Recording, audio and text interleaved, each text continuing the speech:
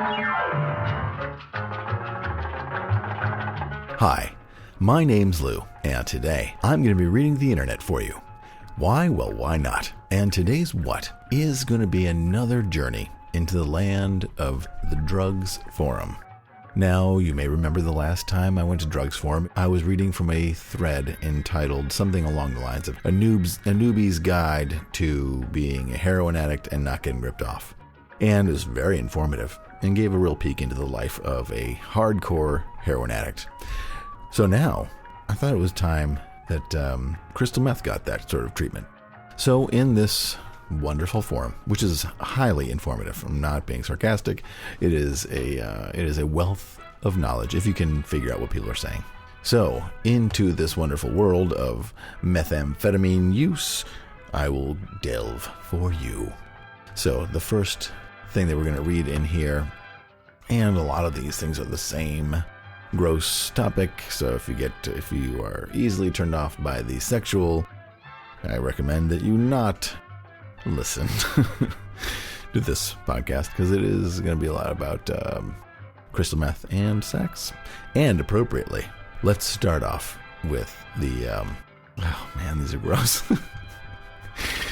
And the first thread that we'll read here in the drugs forum is in the subforum chemical and semi-synthetic drug subforum amphetamine, subforum methamphetamine, in a thread entitled Methamphetamine and Sex. And it was posted by Silver Member Educated User 408. And remember, please, that this forum uses the acronyms SWIM and SWI, which stand for Someone Who Isn't Me and Someone Who Isn't You, in order to protect themselves legally from self-incrimination. So if I say SWIM or SWI, I'm not being weird. They are. Anyway, and the first post goes like this. Haven't seen a topic for this yet. What's everyone's thought on it? Why do we get sexually aroused after using meth? Why does it seem to make the sex last longer if it's supposed to enhance pleasure? And right away, the first post pretty much answers the question. And it's by Van Tranist, and he writes, the same part of the brain meth affects is also responsible for sexual pleasure, food, etc. And that's it. It could have ended there, but it doesn't, thankfully. And Tin and Porn Are My Friends writes, this is all I do when I get high on crystal. I watch porn and jack it forever. Fun stuff. So for me, meth turns me into the ultimate perv, and I love it. And Casey Flea CR writes, for swim, there is definitely a dramatic increase in the amount of pent-up sexual energy, and it just aches to be released. Frequently, sex has a nasty habit of turning from a wonderfully enjoyable activity capable of providing relatively instant gratification to a laborious activity. Sometimes even after hours, Swim cannot reach his climax no matter how hard both he and his partner try. But boy, oh boy, when it does finally get reached, then my friends, the absolute most blissful combination of the most intensely euphoric natural high and the most, in Swim's opinion, intensely euphoric drug-induced high combine, and the greatest physical satisfaction Swim has ever seen, felt, or heard of on this planet happens. Whew. And EJ Loves the Rock writes, for me, there's nothing better than the rush that comes with slamming a big, thick shot. It immediately makes my asshole start to literally gasp to be filled. While shooting, I always have ample amounts of lube on hand, as well as my vibes and dildos, so I can start to fuck my asshole as the rush comes on, and can jack off all night long. Can anyone else relate? And Smoking Bowls 420 writes, Swim smokes that shit and immediately looks for porn. He will jerk off for hours on end, usually 3 hours before release. He used to do this every day before work. When Swim had a day off, he'd only do two things, smoke a bowl, beat the meat, and when Swim felt the release coming, he'd stop and smoke another bowl. It's easier to switch focus when you got the pipe loaded right next to you. 3 hours later, repeat. Swim's single longest beat-off lasted around 12 hours. Swim couldn't have felt better when this happened. Swim noticed sometimes when he releases, he doesn't get a good release. Honestly, it makes Swim feel like he wasted his money and time when it wasn't good. Swim has to watch freaky shit to get a good release. Anyone else get this? Swim wishes he could have watched regular porn instead. Oh my god. Samadhi writes, Swim would get his pills back in the high school days when they were known as meth bombs because his friends at the time really liked them. The best friend had a girlfriend who was an emotional train wreck and a just crazy person. They would take some of these methy explosions and get at it like two jackrabbits on a hot date. One night, Swim's friend came downstairs after a night of rough and very loud sex with the crazy girl, and Swim noticed his lip was broken open and his neck was filled with bloodied bruises. It seems that in a fit of passion and insanity, she began to go Dracula on his neck and lip. He still has marks to this day and a small scar on his lip. And Van Trannis replies again, "You guys kind of act like you don't like it." Swim loves the strong urge to beat off while high. The only thing is sometimes you'll waste your whole night beating off. But hell, sex on tweak is damn near as pleasurable as the high itself. I can easily masturbate for 5 to 10 hours straight on meth. As long as he's high, he won't stop, and loves every bit of it. By the time Swim busts, he's usually down already, so it's not thrilling, but the sex on tweak is far better than the orgasm. When Swim was doing this, he would never bust. It would be a waste. Until he was coming off. By this time, the sex is boring and pointless, so there's no other option than busting. Okay.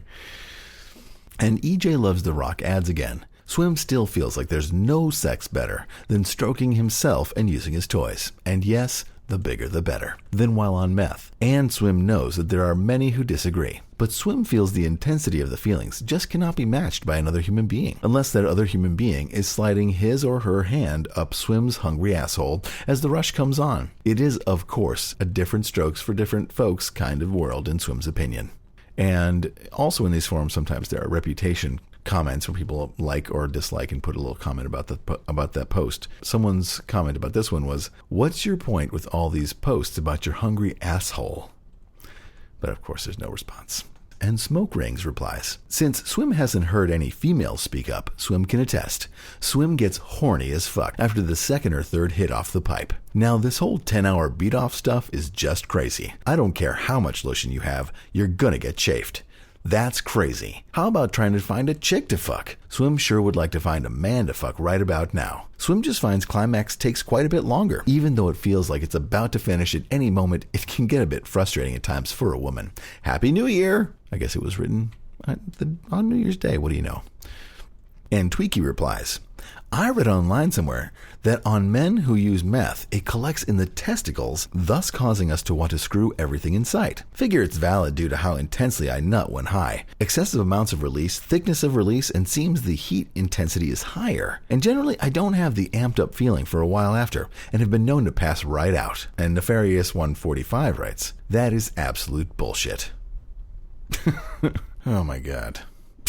And finally, John Coyote writes, "Phew, Swim will agree that sex and or masturbation is amazing while spun, but Swim found that there's so much Swee misses while spending hours upon hours locked in a room in front of a TV or computer punching the clown. With a partner as well, hey, absolutely a good excuse, but to beat off for over an hour is Swim's limit. Swim disciplines himself to no more than an hour because meth can be such a productive substance, so much more than a sex aid. But to stay on topic, Swim says meth and sex makes him feel better than a bird with a french fry. Try it though. Limit Swiss self by giving it a shot, no pun. Wake up your life." What great advice. And the next one is also these are just gross. Anyway, the next thread, also in the methamphetamine subforum, is entitled Sex, Rectal Meth Shard. And just in case you didn't know, crystal meth kind of comes in a crystalline form sometimes, and so it can look like shards of broken glass that you smoke, and then they recrystallize as they get cool. You have to read about it yourself, but that's what this is about. And the thread is entitled Sex, Rectal Meth Shard. And it goes like this, and it was by Enhancion01. So Swim is wondering if a swimmer was having sex with a female swimmer, would putting a shard in her butt, then having anal sex with her, get both parties high? Swim heard a story of his friend placing a large shard in his girlfriend's ass during sex, and it got her high as a kite. And Yulamada writes, Swim would suggest some ramming out of the idea before putting it into action. As far as I know, most substances are readily absorbed via one's posterior. But taking the solvency of shards into consideration, Swid would want the path to be as open and free as possible. Perhaps a very small volume of H2O, with said shard dissolved within, then applied to the area in question, would provide Swid with the best results. Condoms, of course, would negate one party's participation in the effects. But my badger doesn't even want to touch that issue. Really. Oh, and another tip, when applying the solution, the deeper the better. With sex, that usually goes without saying. And Smoke Rings replies, perfect example of how sexually crazed meth makes people. Can I put a shard in her ass? Swim doubts it would do anything to the male, but obviously would the female. And like someone suggested, add a little water. Be nice to her. Swim imagines you'll be fucking for hours on end, like she does on meth. Swim would not want any sort of shard up her ass, but then again, she's not into anal or the whole anal high that people do. Exit only for Swim, now and forever. And Chuckles 1980 replies, Swim would beg to differ. It absolutely does so much for a male. Swim is a gay male, and quote-unquote booty bumps are the gay people's thing. Swim doesn't necessarily like it, but to each their own. And Pixelated One replies, my friend's pair of aardvarks have experienced this. Now, of course, aardvarks are just describing other people he knows. It's not really aardvark. This confusion. My friend's pair of aardvarks have experienced this. Mr. A inserted a shard into Mrs. A's vagina, and she got higher than a kite. Mr. A swears that his high was significantly enhanced a few minutes after he began penetrating her. Insertion is now a favored method of use by the aardvarks. They assume it would also work with anal insertion. Ugh. And finally in this thread, Sykes writes, crush up and mix with a few units of water into a barrel and up her butt. Then hump. Swim is almost positive Swim will not get as high as the anus will absorb everything. So much knowledge to share with the world. And the next thread is we'll get away from this sex for a minute before we go back. And the next thread is entitled My Dog Wants to Try Meth by Sage Rocks 99. And again, the dog is his friend, not a dog. My dog is a teenager who wants to try meth. He has smoked weed quite a few times, 15 plus, and is not addicted. He hasn't smoked in weeks and feels like he could go on without it forever if he chooses. He also has tried shrooms, same thing, not addicted. Well, now my dog is thinking about doing meth. He told me that he would never snort/inject it. If he tried it, he would either smoke it or take it as a pill, preferably by pill. My dog is in high school and doesn't have much money. He knows meth costs a lot. He just wants to try it once and wants to know everything there is to know about it. Craving, withdrawals, what it's like, etc. Can he do it once and not get addicted? My dog is very patient and will read every reply he gets. Thanks everyone. Have a great weekend. And Shirtmaker71 writes, Dude, I have been in this forum twice. And twice people, quote-unquote, want to try meth. I guess dogs can't interpret enough of human language and actions to comprehend that all indications are that you stay away. There is nothing good about this. And to answer your question, hell yeah, he can get addicted after doing it once. And you might not. It's ultimately Russian roulette as far as that goes. Look, I understand the curiosity. Swim is the same way. Wanted to try everything out there for experience and knowledge, but you draw the line somewhere. Meth, crack, heroin. And just FYI, Swim would never have tried it if he wasn't tricked into it. And Swim will just say this much. Though he never got addicted to it, from the very first time trying, he told himself, never again, and then the next time, never again, and then 10 times later, never again, until the point he realized he couldn't even trust himself. There, Swim made his point. It is one sick drug. Some Swedes here might tell you otherwise if they are high on it, replying in this thread.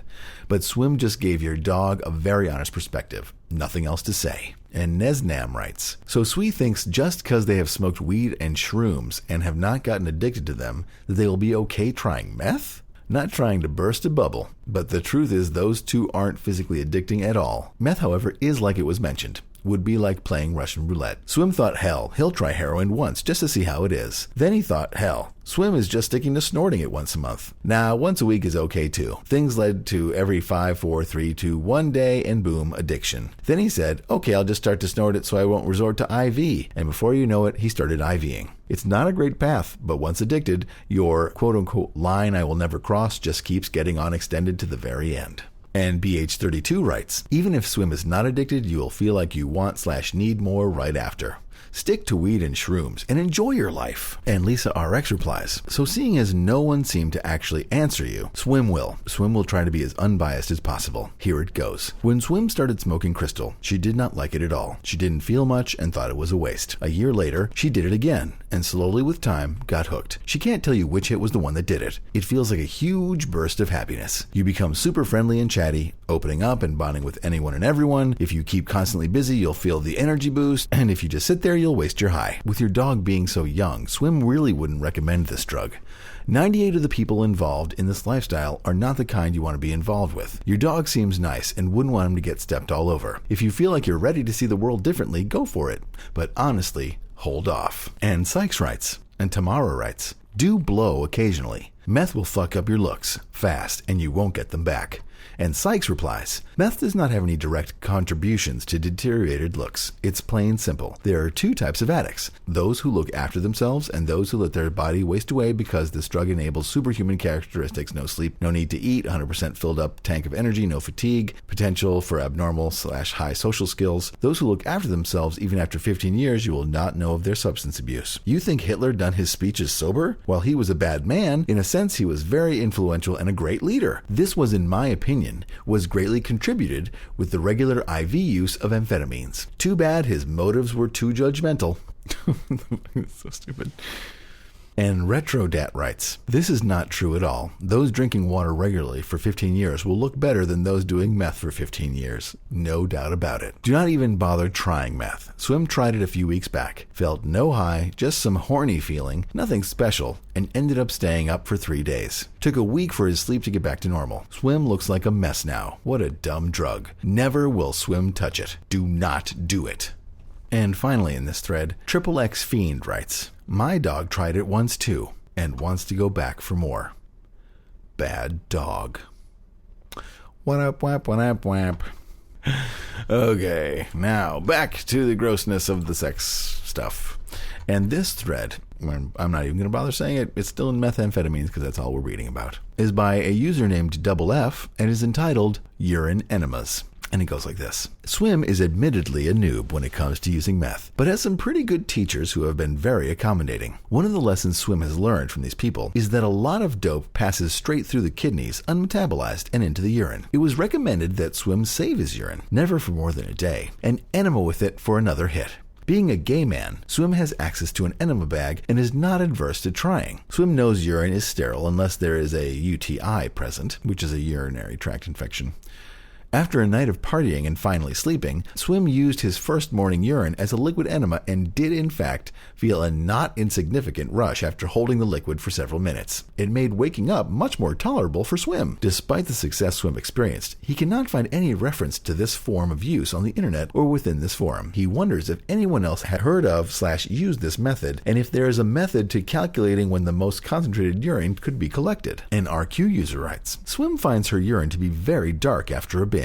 Usually it seems to collect after coming down. So Swim would not use the urine when keeping hydrated during the binge, but save the urine after Swim crashes and first urinates upon waking from that. Swim uses enemas frequently at work, and urine is easily held inside for extended periods of time without issue. Since Swee uses enemas frequently, he must know that clearing out first with water and soapy rinse is best to allow more free walls available and to be able to hold in the urine enema longer. Swim is lucky if she had someone to play with for this. She has a urine bag that straps onto her and has enema connections which allow her to piss straight into someone's ass. Swim imagines this would be the best way to experiment with this. Wearing such a device...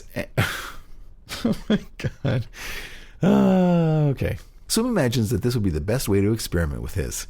Wearing such a device, and on every urination attach it to the inserted enema nozzle plug that is kept on the other person and take notes after each round on any effects felt. And Kaylee Elise writes, but does anyone know of the safety, relatively speaking, of having a urine enema? Urine is, after all, waste material. I understand trying to recapture the actives in the urine. In fact, I believe it's been talked about on this forum, if it's possible to say so, if it's possible to do, say, an A/B extraction on urine to get various goodies out, but don't remember the replies. However, what about reintroducing those waste products back into the system, especially via a method that bypasses some of our major defense systems, the stomach and liver?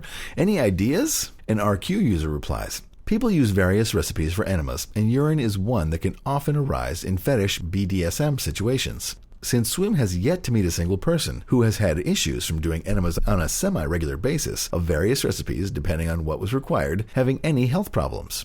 Common problems with enemas is doing them too frequently or without proper rehydration of electrolytes after. However, since the hypothetical situation we are looked at would require a series of enemas with breaks to test what, if any, effect is achieved, the urine is only going to stay inside for 10 minutes or so. That is all that should be required for the colon to make an absorption of the contents. Even at 15 minutes, Swim is doubtful whether this practice would be any more dangerous than the use of methamphetamine itself. Already playing with fire, people like to try new ways with drugs, and ideas to recycle use is common. Safe practice is best to be remembered. Lack of frequency and rehydration with electrolytes. Oh my god, okay.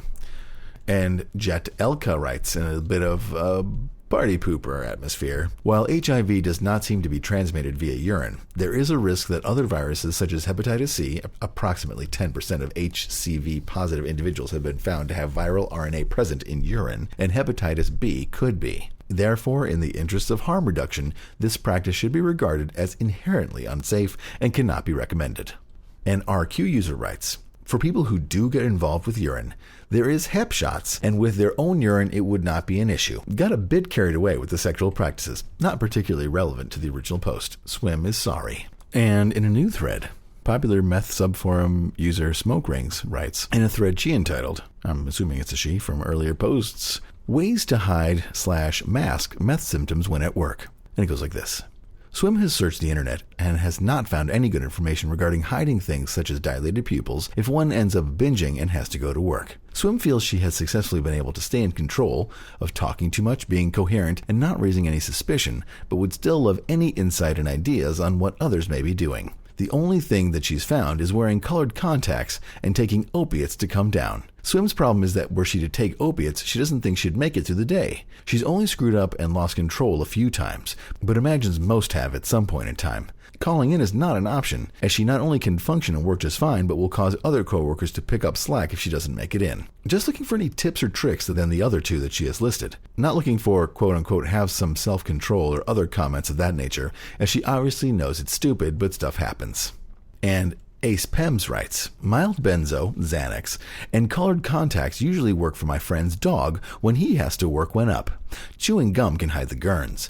Some say magnesium supplements work, but my friend's dog has never tried. Dilated pupils cannot be remedied by anything other than time, so my friend's dog has been led to believe. And ex-junkie replies, the most important thing Swee can do is not fear going to work when Swee is off guts, and not to obsess on what other people are thinking of Swee's appearance. Unless Swee is totally cooked, then it will more than often go unnoticed. The second one starts obsessing over their appearance/behavior, the more likely they start to act like they are on drugs. It's uncanny. Perhaps arrive with an empty Red Bull so they can put it down to guarana abuse. Please don't take opiates to come down. Swim started off as a speed addict and ended up as a heroin/methadone addict for a further 7 years afterwards. It's not a nice journey by any means, so please don't play with fire. And Lich Dictator writes, before Swim started doing meth, Swim would never have been able to pick out people who were on it. Swim might not be able to tell all the time unless Swim knew the person pretty well. Swim imagines that most normal people would take the answer of taking Dayquil or something as a good excuse. Just remember that most people can't tell, and that it's all in Swee's head.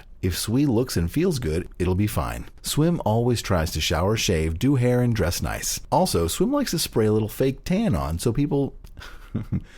Swim likes to spray a little fake tan so as to not look so pale. And, oh boy. And in a new thread, Nigga Precious writes in a thread he entitled, The Hunt for Meth Crumbs. And it goes like this. Swim has noticed that when he is spun, crumbs and small chunks of what he thinks is meth cover his carpet. This causes him to compulsively pick at the floor, finding these little chunks and pulling them up to crush. Swim found himself scavenging his carpet floor for hours, thinking that the task would be productive. After thoroughly scoping out his entire floor, Swim proceeded to crush up the foul collection he believed to be meth. Up his nose and down into a drip goes the various tastes of solidified laundry detergent, pieces of dried deodorant, baking soda, old food, glass, literally, and whatever else could possibly wind up on someone's floor. Although the strange taste didn't occur to him as bad at that moment in time, he soon realized there was no possible way for pieces of meth to wind up where Swim found them. Despite this fact, he somehow ended up continuing his search on his floor no matter how many times he told himself there were no real crumbs. Has Swee experienced anything similar to this? Old Hippie 56 replies, crackheads do this also, and it's called the crackhead crawl. All tweakers do this from time to time. Find another hobby while tweaking, like vacuuming your nasty carpet. And John Doe 04 writes, LOL. Funny to find others do this as well. Swim figured as much. Because of this, though, Swim is very meticulous to do his best to get everything prepped while he is feeling straight, such as burning down a big bowl, so that he doesn't shake too much and lose some stash. That will prevent the crackhead crawl that is liable to happen later. Also, Swim will also make sure to do his meth or whatever drug on a surface that has been cleaned and spaced out well, so that if for some reason some stash did spill or fall, he knows it will definitely be meth and not deodorant or some other bunk. It's easier to tell yourself that specks on the carpet aren't meth when you've gotten everything prepped, so there's no way to mistake it for such. Old Hippie 56 replies, Most tweakers, Cowboy included, have done this, implying that once one is down on all fours, looking for some mysterious dope that somehow flew to the other side of the room, he or she will see the terrible condition his carpet is in. And being the responsible tweaker that he or she is, would probably get out the Hoover if they haven't hawked it off to buy dope, and vacuum the carpet. The plus side to this is a clean carpet. The negative is smoking/snorting, shooting strange objects that one has found. And he continues, I know this sounds mean and whatnot, but Cowboy and his late father-in-law always played tricks on fellow tweakers, placing fake microphones in obvious places for the paranoid ones, crumbed up sheetrock on the floor for the hardcore smokers, etc. He was the one that taught old Cowboy the motto, do the dope, don't let the dope do you. And Nigga Precious replies, the other day, Swim was crushing up meth to snort inside of a car. While this was happening, a piece went flying out of the container being used. Swim searched around his car forever for that one piece. And Blue replies, just goes to show you how spun Swee is getting. Becoming delusional and putting random crumbs up your nose and glass is not funny or normal. Like the kids say, lay off the crack/meth. To think someone is getting high and searching their carpet right now, how lame. And finally, for this podcast, I'm not even sure how long it's been, but we're going to cut it short here. Or long. We'll see later. And finally, we'll bow out with this thread in the experiences category entitled Ugh. Any other swimmers living/live this lifestyle? Parentheses, every other day use. By John Doe 04. And it goes like this. So, Swim cannot seem to put the pipe down for longer than 2 to 3 days. He works a really nice job where he can work from home a couple of days a week and tends to smoke on those days as well, as usually 1 day on the weekend. Ultimately, about 3 days a week, Swim will smoke. Swim started out smoking, say, on Monday, about 2 to 3 bowls for the day. He would quit early enough in the day that he could pop a benzo and some NyQuil and get some sleep, since usually he would have to work the next morning, either at the office or at home. Then the next day, Tuesday, he might pop a pain pill to help with some of the aches. Come Wednesday, he'd debate about whether to pop a pill or smoke some meth. Sometimes he'd do both, only because he'd pop the pill and feel super tired later. Not like the tiredness, so he'd smoke a bowl or two. Then he'd go Thursday and Friday without smoking, but then come Saturday, he'd whip it out again. Swim has constantly been thinking/feeling/wanting to go to 7 to 10 days without use to recharge his dopamine levels, which he's thinking is now going to be even longer due to the regular use. Not only that, he'd like to go that long so that the next time he smokes, the euphoria is stronger than it is now. Some days he smokes and there's only a little bit of a strong, good feeling at first, with mellow-like feelings the rest of the day, but definitely not that rush every hit. Now it's been who knows how long, a month or more, and Swim can get away without the benzo and just take a bit of NyQuil to get to sleep after smoking. Some nights he doesn't even need the NyQuil. He can just go to sleep, and the sleep is good too, fairly deep.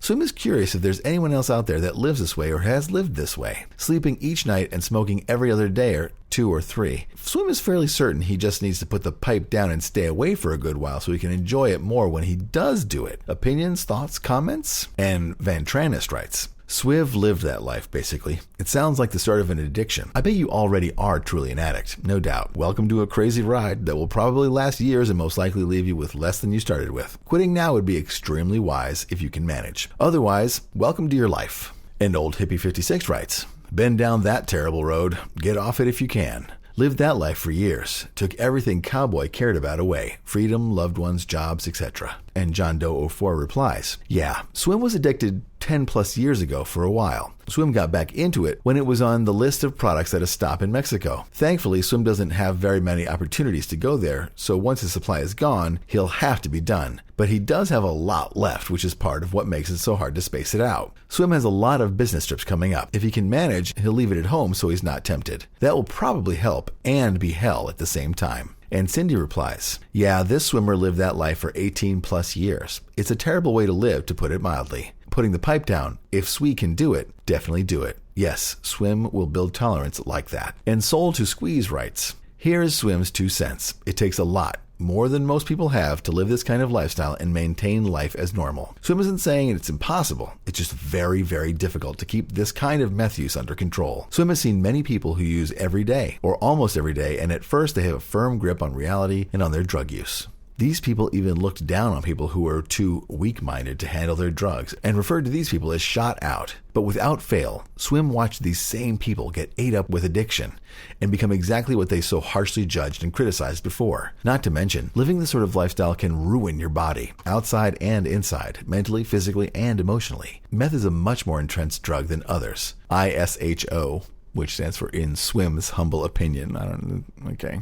Swim believes it can change a person into a fiend quicker than any other drug out there. Swim's advice? Chill out with it for a while. Just a month. Give your body a break. If you find it difficult or find yourself making excuses as to why now's not the right time to stop, you may want to seek help before it's too late. No high is more important than your life. Best wishes to you.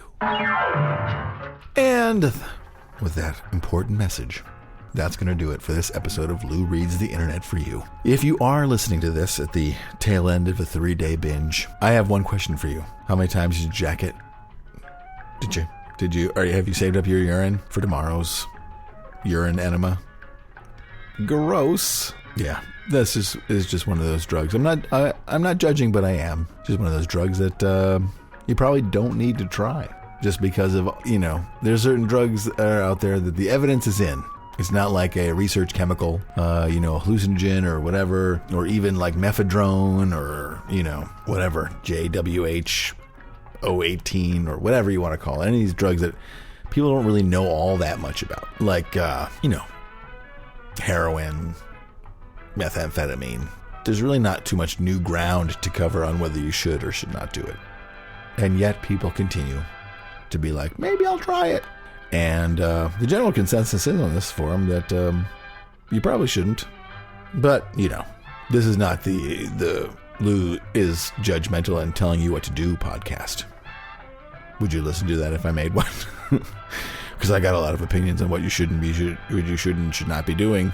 Oh, I'm going to make my podcastular plea that I make every podcast to please go to the iTunes website if you have an iTunes account and rate the show and also write a review that does not have any profanity in it about the show, because that would be great.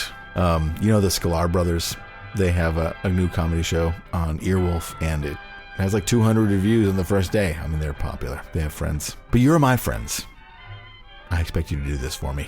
Yeah, so if you get a chance, do that. I thank you for waiting so patiently while I was on vacation. It was a lovely time. I spent some time on the beach. I found some crabs under some rocks. Oh, I did my good fatherly duties. And all the while I was thinking about what stupid things I could read for you. Thanks for listening. My name's Lou. This is Lou Reads the Internet for you. We'll see you soon. Bye-bye.